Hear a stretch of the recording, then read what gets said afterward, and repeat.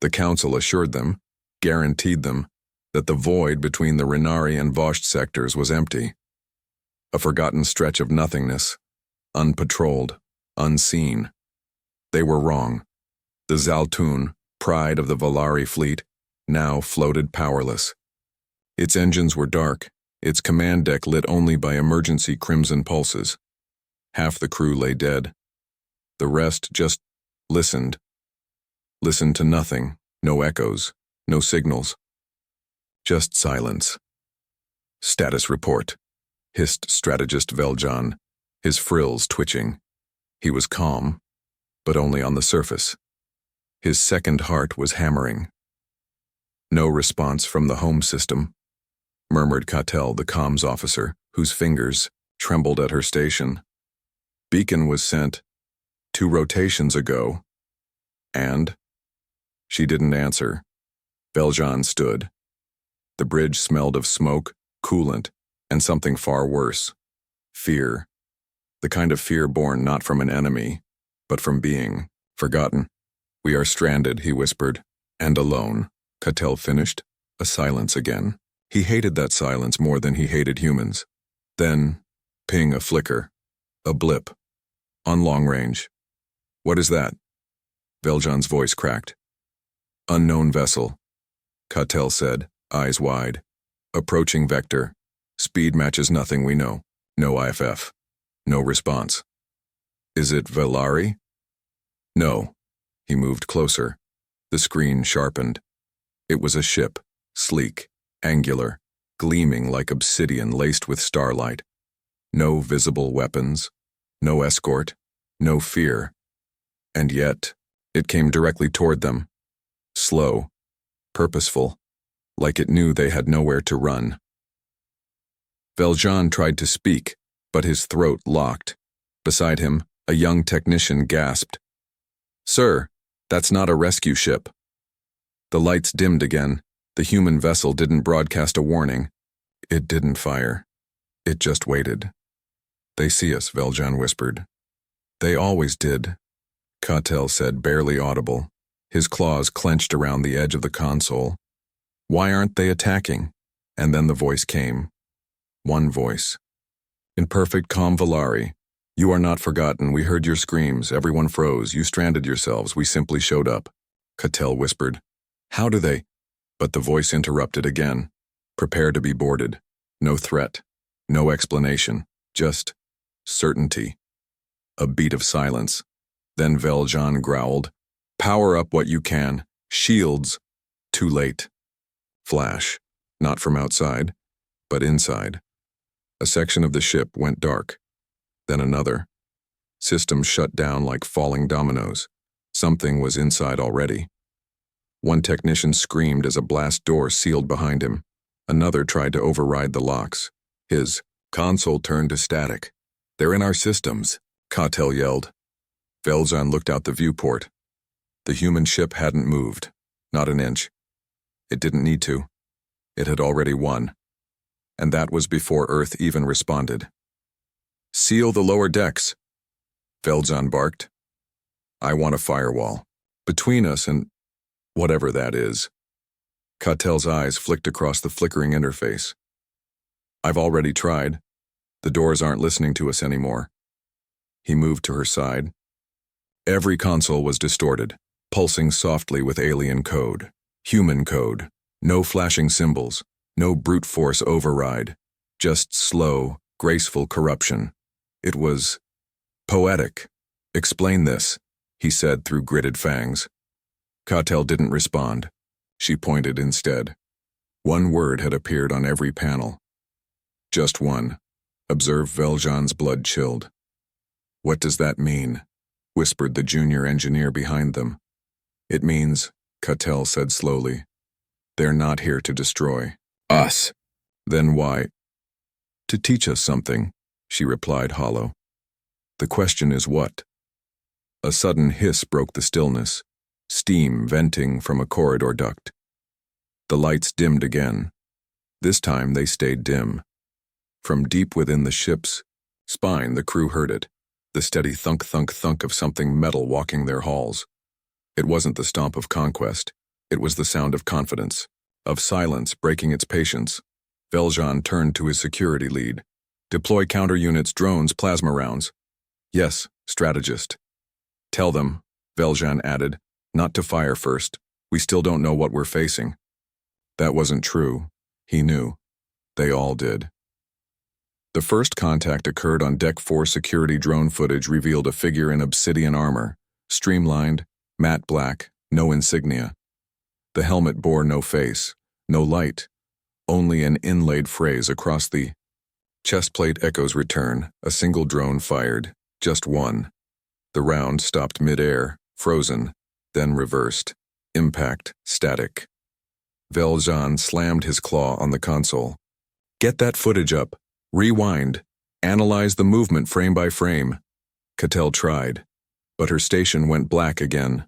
Only a single line remained. You watched. Now you learn.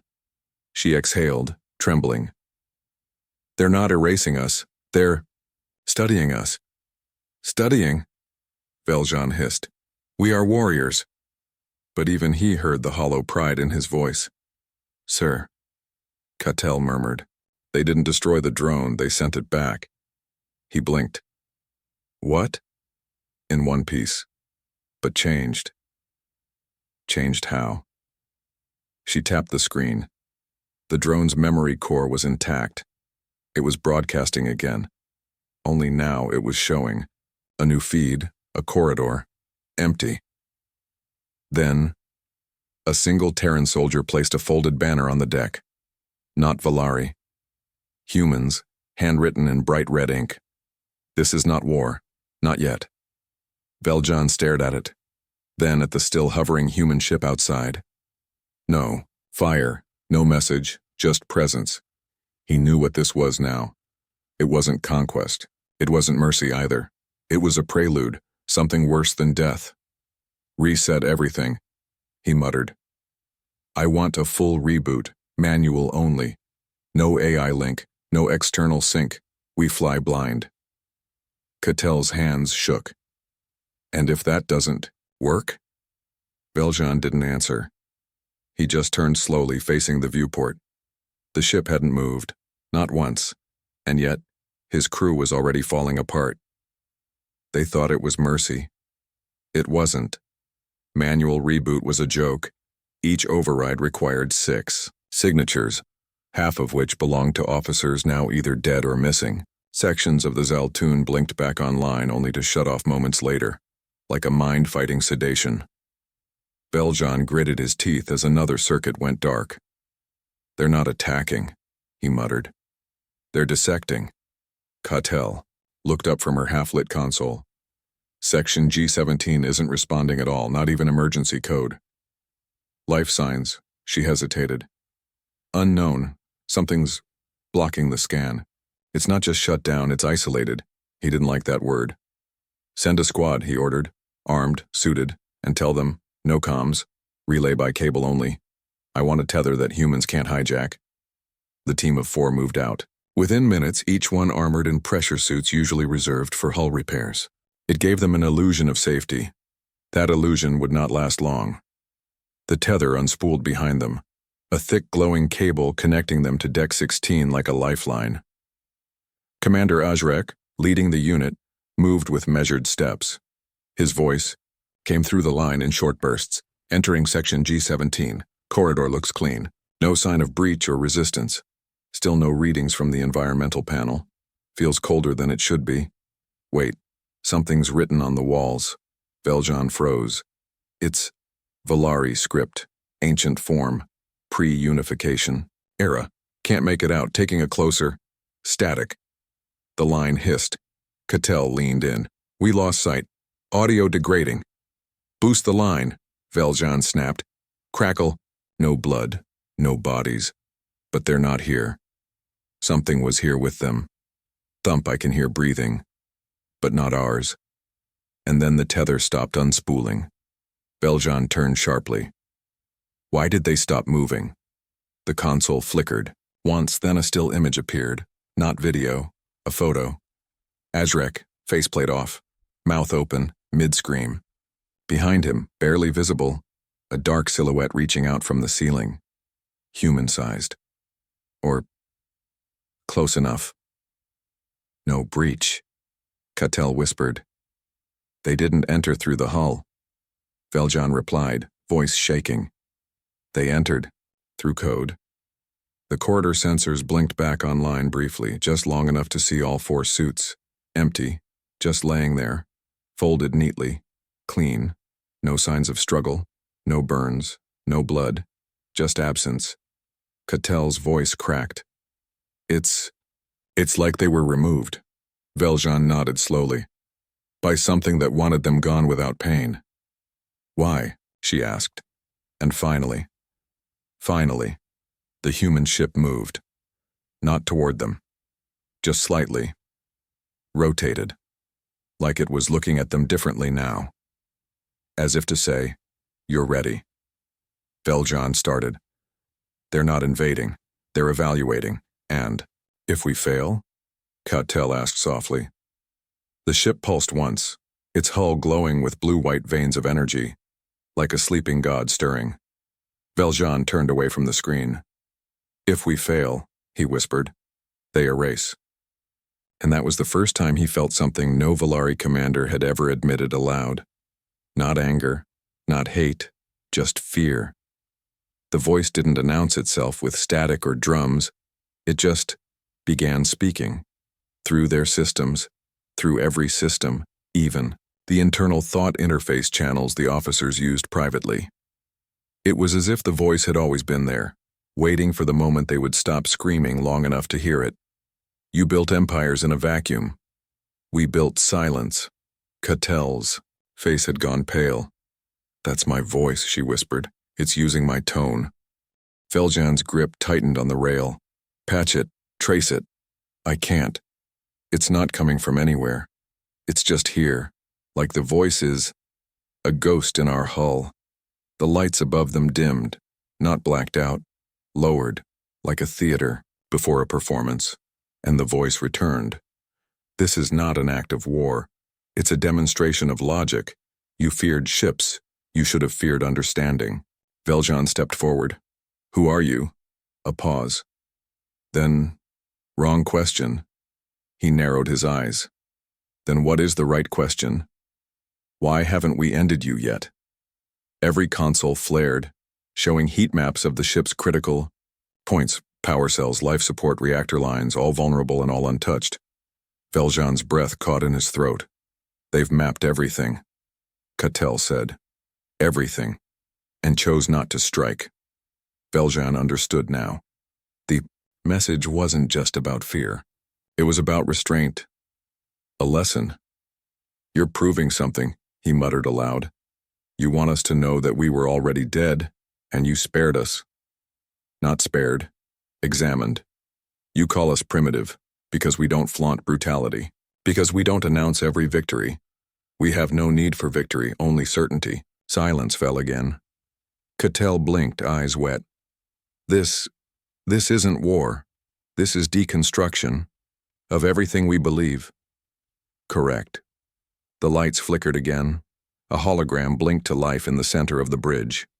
Not a human. Not a body. Just a small red cube floating mid-air, rotating silently. And one word above it. Think. Valjean stepped closer, claws twitching. What is it? A decision, Cattell whispered. Or a weapon. He reached out, just slightly. The cube dissolved into symbols. Hundreds, thousands, floating equations. Half were Valari. The other half, he'd never seen before. Solve one, the voice said. Earn your question. It was a test, not of strength, of humility. Valjean backed away. You want us to think like you, to become like you. No, the voice's tone dropped, deeper, almost cold. We want you to realize you never were. A moment passed, then the cube vanished. The bridge lit up again. Everything returned to normal, and yet nothing felt real anymore. Cattell's voice broke the silence. Commander, if this is their idea of mercy. He didn't let her finish. He just said the truth out loud. The cube was gone. But something had changed. Not outside. Inside. Somewhere in the deep circuits of the Zaltoon's memory banks, a subroutine flickered to life. A dusty archive buried. So deep it hadn't been accessed in millennia. Not by accident, by design. "Commander," Cattell called, staring at her screen. "We've got an anomaly." Valjean didn't look up. He was still processing what the voice had said. "Earn your question." The phrasing gnawed at him. "Another override?" he muttered. "No. This came from us. Our own archive core just lit up." His head snapped toward her. "Impossible. That, vault's sealed by genetic encryption. Only the grand strategists back on Valoria can access. It just opened itself." He walked over. The screen showed a file name written in the old tongue. "Project," Oblivion Cattell read aloud, translating line by line. "Authorized by the High Council. Entry 214C. Subject, Terran Contact Protocol." Silence. Valjean didn't breathe. "Play it," he ordered. The screen flickered. A grainy hologram appeared. A much older Valari. Deep lines etched into his frills. Voice cracked with time. "If you're seeing this, they've come back. We lied. We had to." Cattell froze. "What is this?" "Earth was never isolated. Never primitive. We met them once. A scouting vessel. They said nothing. Just listened. Then vanished. 6 cycles later, our most powerful war fleet disappeared without a signal. No debris. No final broadcast. The humans didn't attack. They erased the possibility of memory." Valjean's claws dug into the console. The voice continued. "We convinced the council to hide it. Said it was better for morale. But some of us knew. One day they'd return. Not to conquer. To remind us." The feed cut off. Then the archive began deleting itself, line by line, code by code, until there was nothing left. Cattell turned slowly, face pale. "We knew. Our leaders knew. And still, we provoked them." Valjean whispered, "They didn't erase us because we were a threat." "No," she said. "They erased us because we weren't even interesting enough to warn." Outside, the human ship remained still. Not a sound. Not a gesture. Like a monument to something forgotten. And maybe that was the point. Valjean stared out the viewport and whispered a truth none of his kind had dared say in generations. "We aren't facing an enemy." Cattell blinked. "Then what are we facing?" He said it quietly, almost reverently. "Memory." And somewhere, across the void, the human ship pulsed, just once, as if it agreed. Valjean gathered the remaining command officers in the emergency chamber. Manual locks engaged, shields isolated, no uplink. He wasn't taking chances anymore. "We've been lied to," he said, pacing. No one disagreed. The room was tense. Low-ranked officers avoided eye contact. Commanders clenched fists in denial. Only Cattell sat still, breathing slowly as if she had already accepted the inevitable. "We have 3 options," Valjean continued. "We engage. We flee. Or," he paused, "we try to speak." That word, speak, hung in the air like poison. Commander Trickmar slammed a fist into the console. "Speak with what? That ship hasn't said a word in hours." "They don't have to," Cattell replied. "They already made their point. We were never the ones in control. They boarded our systems, murdered our scouts." Valjean shook his head. "No, they showed us their power. If they wanted us dead, this ship would be space dust by now." Another officer growled. "And what makes you think they'll respond to words now?" Cattell answered calmly. "Because they already did. Just not in the way we understand." Just then, every light flickered off, not slowly, not in sequence, all at once. Total darkness. No sound. No emergency alarms. Even the officers' breathing, their heartbeat monitors, gone. Valjean stood still. Then, one by one, visions began. Not holograms, not code, visions inside their minds. He saw Earth, but not as it was on their charts. Not the primitive blue marble dismissed in every council report.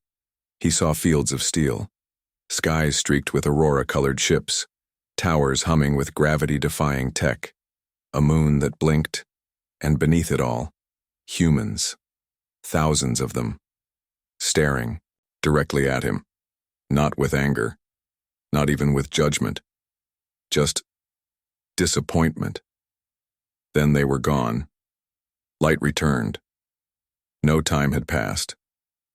No systems were touched, yet everyone in the chamber stood shaking. One commander fell to his knees, vomiting. Another muttered, "I saw them, in my mind. I felt cold." Trickmar's voice was a whisper now. "They showed me my children, standing in front of a Terran monument, crying." Cautel sat back down calmly. "They didn't just access our ship." Veljon finished for her. "They accessed us." He stood at the center of the room, and for the first time in his career, he felt small. "They don't want to fight," he said. "They want us to remember that our fear is earned, and our ignorance was a choice." Silence followed, but it wasn't empty anymore. It meant something now. The silence had a voice, and it was louder than anything the Valari had ever known. The bridge lights had stabilized. The systems hummed again, not fully functional, but alive, enough to give the illusion of recovery. It was a lie they were willing to cling to. "Commander," Cautel said suddenly, sitting upright, "we've got a signal." Veljon stepped forward, hope flickering for the first time. "From where?" She hesitated. "Valaria." He froze. It had been days, rotations, no word. And now, suddenly, incoming priority. Broadcast, origin, High Command Vault Tower, 3 type, Class Omega military override message. Encrypted. Cautel initiated the decryption. The message unraveled slowly, like it was peeling back layers of dust. A projection formed. Static. Then a figure emerged. Valari, elder class formal robes. Recorded decades ago. This is the Supreme Overseer Tal-Nuv of the Grand Council. If you are receiving this, you have encountered the species designated Terran anomaly. Veljon's blood went cold. Do not engage. Do not transmit. Above, all, do not presume superiority. If contact has escalated, abandon vessel. Everyone stood frozen. The message continued. This message was recorded in the event of a second breach. The first was contained. Cautel turned. "They knew." Veljon whispered. "They buried it. Buried the truth." The recording reached its end. "May the stars forget what you've seen." And just like that, the signal died. Only, it wasn't the last message. Another line appeared. Not from Valari space, but from the human ship. Plain, monotone, still in perfect Valari. "We intercepted your High Command's warning. A beat. They still think containment is possible." The crew stood in stunned silence. Then one final message loaded on their main console. "You are not being tested anymore. You are being documented." Veljon's legs nearly gave out. It wasn't a confrontation. It wasn't diplomacy. It was a classification. They were no longer participants in the story. They were the subject. Cautel didn't cry. She just stared ahead, voice barely audible. "We're in a chapter that's already been written." Veljon nodded slowly. "And the ending doesn't need our permission." The bridge was quiet. No alarms. No voices. Just soft system hums. And the knowledge that someone else was always listening. Cautel had been silent for hours, eyes locked on her console. She wasn't trying to contact anyone anymore. She was trying to understand. "Commander," she finally said, "I think they left us something." Veljon turned. "Another message?" She shook her head. "No, it's not a broadcast. It's embedded, inside our logs." He stepped closer. The display showed lines of unreadable code. alien even to Valari syntax. But within it, words flickered. Names, hundreds of them. Some sounded human, some didn't. Event Observer, 03A, Zaltoon Crew, Behavioral Drift. Specimen Class G, Valari, Overconfidence Index, 97%. Node 14B, Echo Response Patterns, Hypothetical Diplomacy. Cattell scrolled. Each line was worse than the last. No retaliation, just surveillance. Subject species, assumed choice. Exists. Emotional recoil, acceptable. Not a threat, but useful. Veljan started. These aren't observations. They're labels, Cattell said. We're not being talked to, we're being categorized, like organisms in a lab. A deep chill crept into the room. Record ends when the psychological ceiling is reached. What does that mean? One of the engineers asked, voice trembling. Cattell scrolled further, then stopped. One final entry blinked into view. It wasn't technical, it wasn't military. It was just a name. Project codename. Mercy. Veljan inhaled sharply. They called this Mercy? She didn't look up. Maybe for them it is. Then the lights flickered again, just once. No voice followed. No ship movement, just a small shift in gravity, as if something massive had moved through space near them, unseen. The ship's hull groaned faintly, not from damage, from presence. Cattell turned to Veljan, eyes hollow. Commander, we were never meant to win. No, he replied quietly. We were never meant to matter. And still the human ship hovered outside, untouched, unbothered, unmoved, a quiet observer, watching, waiting, documenting. Unidentified jump signature, someone shouted. Veljan rose instantly.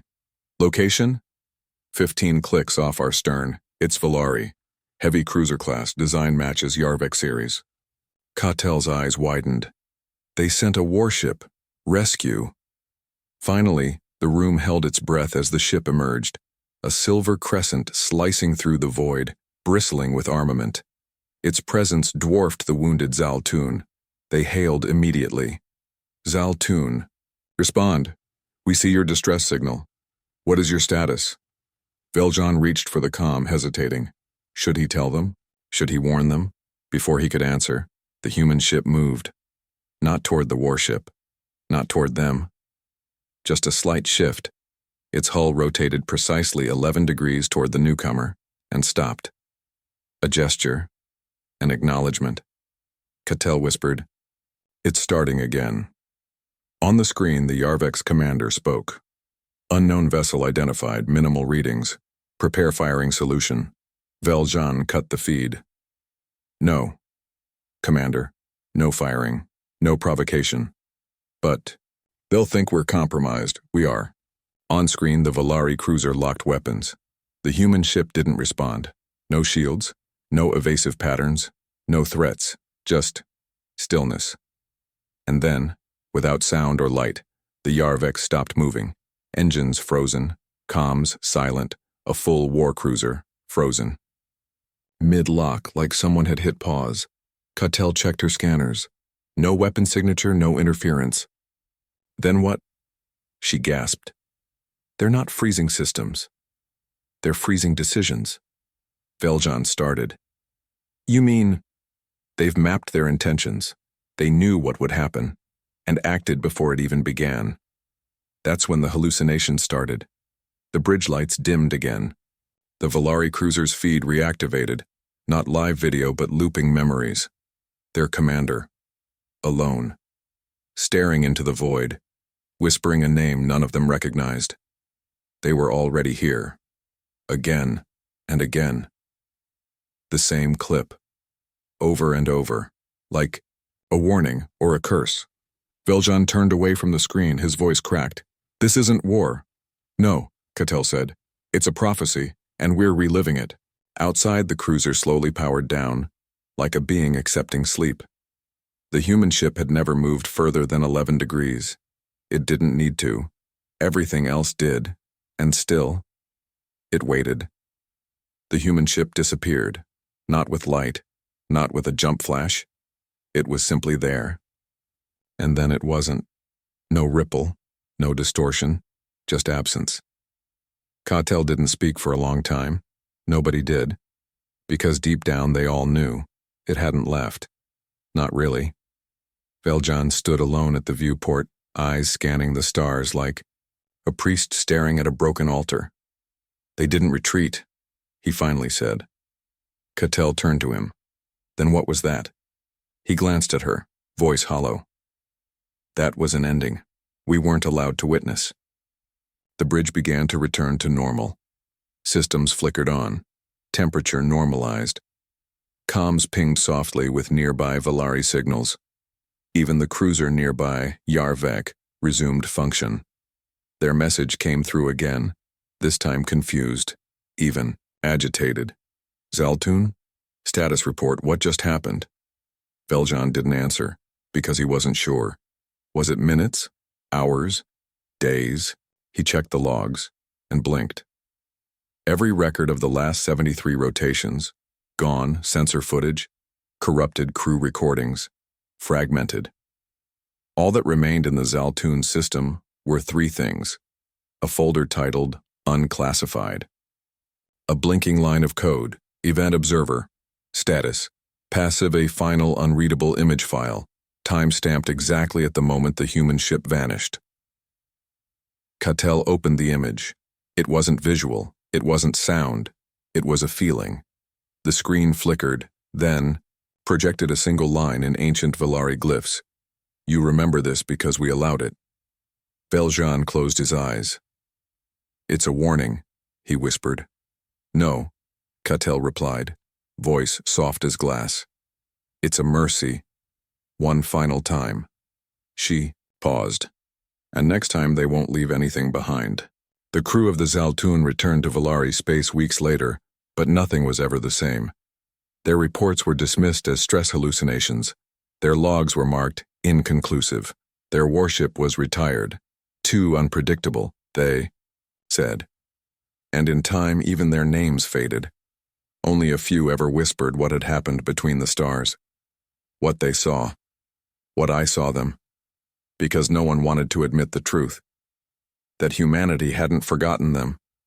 They had simply moved on. And the worst part wasn't being beaten. It was being documented, filed, archived, and left behind.